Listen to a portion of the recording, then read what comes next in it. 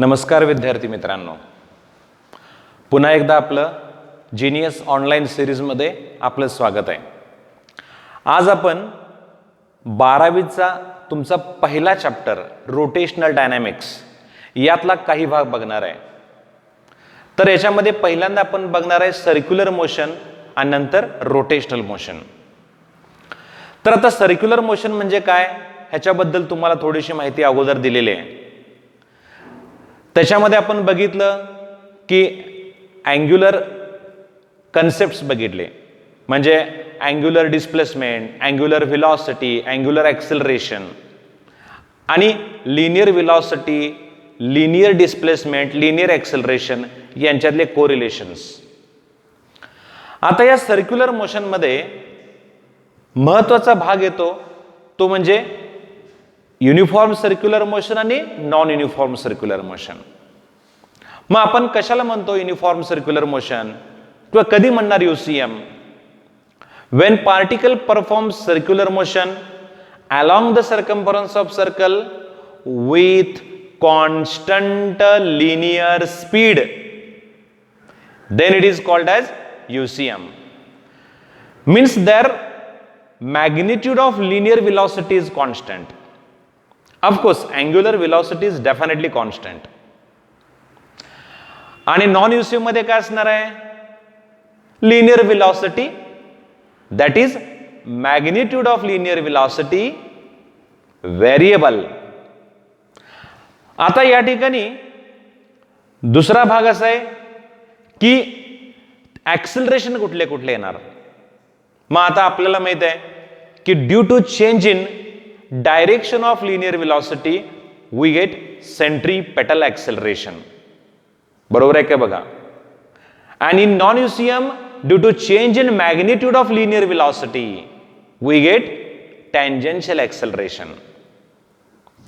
म्हणजे दोन ॲक्सेलरेशन आहेत. लिनियर ॲक्सेलरेशन दोन मिळणार तुम्हाला सर्क्युलर मोशन मध्ये. Number 1 centripetal acceleration and number 2 tangential acceleration. Centripetal acceleration कशामुळे येणार आहे? Due to change in direction of linear velocity. आणि टँजेन्शियल ॲक्सेलरेशन कशामुळे मिळणार? Due to change in magnitude of linear velocity. मग आता तुम्हाला ते दोन्ही रिलेशन्स माहित आहेत की सेंट्रीपेटल ॲक्सेलरेशन कसं देणार तुम्ही, तर त्याचा फॉर्म्युला आहे v²/r किंवा r⍵² किंवा v⍵. So this is the centripetal acceleration. In vector form, ACP bar is equal to minus r bar omega square. Okay? So this is vector form. Now what negative sign shows about centripetal acceleration? Direction of centripetal acceleration is opposite to the radius vector. Radius vector कसा असतो? तर या ठिकाणी मी circular motion दाखवलेले आहे. O centre आहे, समजा A position आहे पार्टिकलची या टाइम t. तर इथं हा O पासून A कडे रेडियस वेक्टर असतो. Radius vector always along radius and away from centre. आणि आता इथं निगेटिव्ह साइन दाखवतंय सेंट्रिपेटल, म्हणून इथं ॲक्सेलरेशनची डायरेक्शन कशी आहे? opposite to radius vector, that is along radius and towards center. This is the direction of centripetal acceleration. That's why there is a negative sign. Centripetal acceleration opposite to the radius vector. Remember, that's why it is called centripetal. Centri, center, petal directed towards center. Centripetal acceleration कुठेही जावा कायम ते radius वरती असणार पण सेंटरकडे असणार, म्हणून त्याला centripetal acceleration म्हणतो. ओके. मग आता इथं हा पार्टिकल सर्क्युलर मोशन परफॉर्म करतोय. समजा हा पार्टिकल एल आहे, पार्टिकलचं मास मी स्मॉल m घेतो. तर आता न्यूटन्स लॉ प्रमाणे काय होणार? त्या पार्टिकल वरती ॲक्सेलरेशन मुळे फोर्स असणार आहे. म्हणजे centripetal acceleration gives force, it produces force. आणि आता तो फोर्स कसा असेल तर त्या फोर्सला आपण म्हणणार आहे centripetal force, a force due to the centripetal acceleration.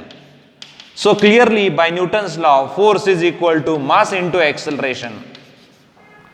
म्हणून सेंट्रीपेटल एक्सेलरेशन मुळे जो फोर्स तयार झाला त्याला म्हणायचं centripetal force. Force due to the centripetal acceleration, that is called centripetal force.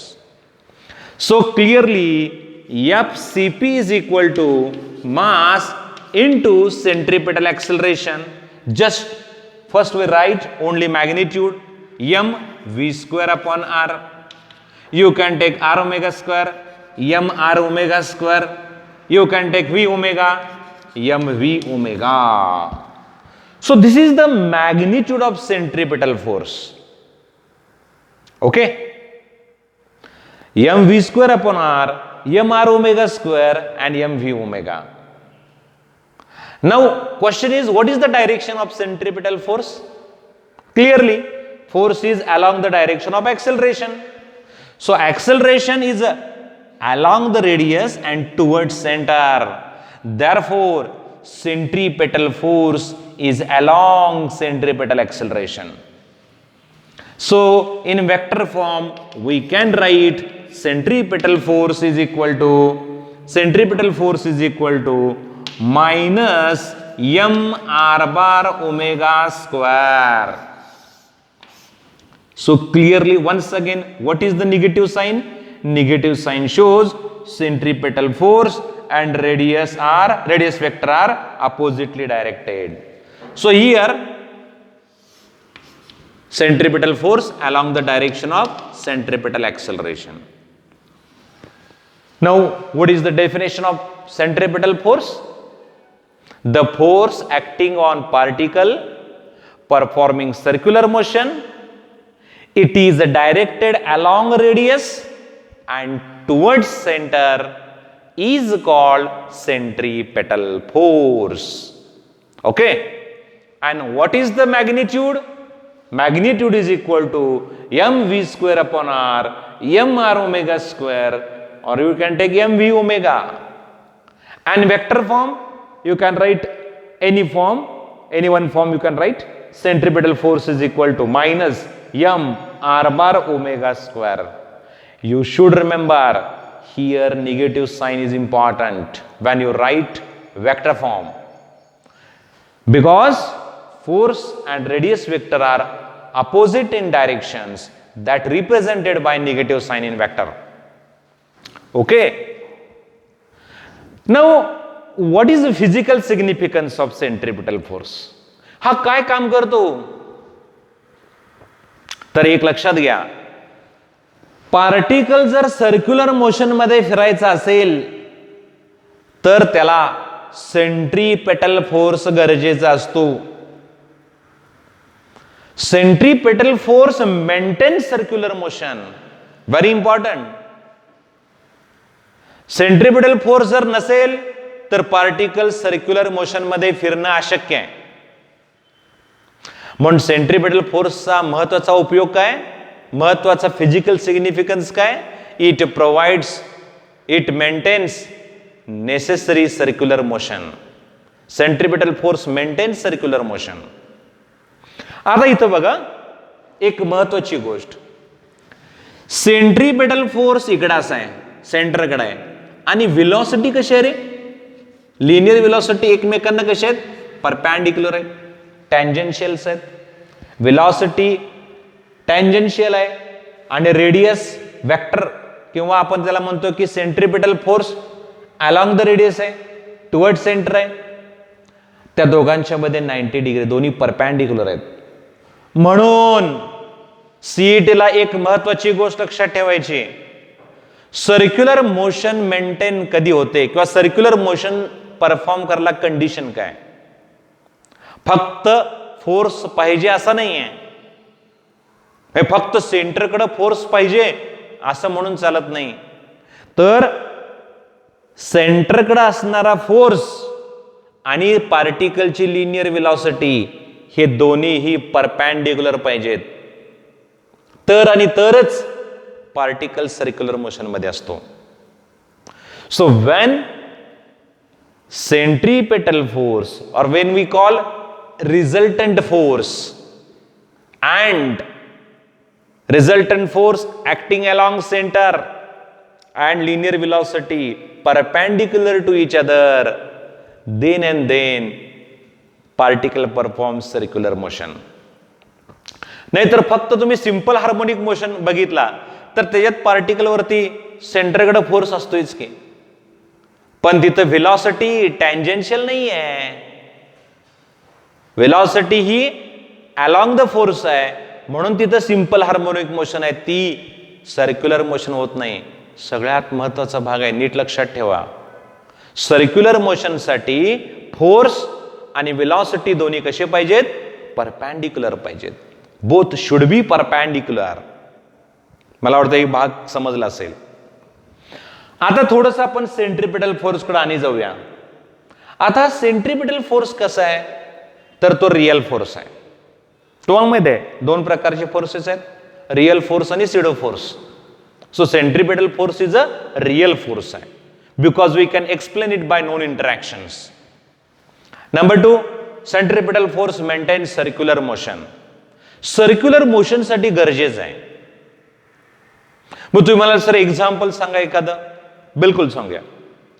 आता motion of earth around sun we can consider it is as circular motion. बरोबर आहे का? No doubt it is elliptical orbit but as time being consider it is a circular motion. म्हणजे earth सन भोवती फिरायला लागलेले आहे, हे सर्क्युलर मोशन घेतली तर आता अर्थला सेंट्रिपिटल फोर्स पाहिजे. ज्या अर्थी सर्क्युलर मोशन मध्ये आहे त्या अर्थी सेंट्रिपिटल फोर्स आहेच नाही असं म्हणायचा प्रश्नच नाही. सेंट्रिपिटल फोर्स असणारच आहे. मग आता प्रश्न असा आहे की तिथं सेंट्रिपिटल फोर्स कोण पुरवणार? बोला. तर त्या ठिकाणी अर्थ आणि सन यांच्यामधला जो ग्रॅव्हिटेशनल फोर्स आहे तो ग्रॅव्हिटेशनल फोर्स तिथं सेंट्रिपिटल फोर्स प्रोव्हाइड करतो. So here when we consider sun and earth, between them there is a gravitational force. That gravitational force provides necessary centripetal force. Okay? Similarly, moon revolves around earth. Gravitational force provides necessary centripetal force. बरोबर आहे? समजा तुम्ही काय केलं, electron विचारात घेतला. Electron आणि nucleus, electron revolving around nucleus in circular orbit. How electron gets centripetal force?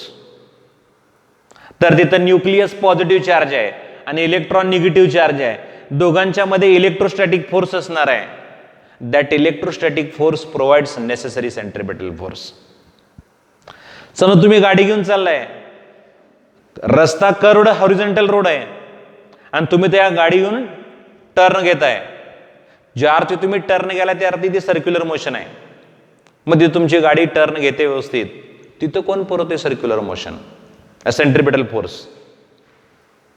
तर तिथं frictional force provides necessary centripetal force. When we consider string and we attach a small mass to the other end of string and string revolve in a horizontal circle, then that mass performs circular motion. Then how mass gets centripetal force?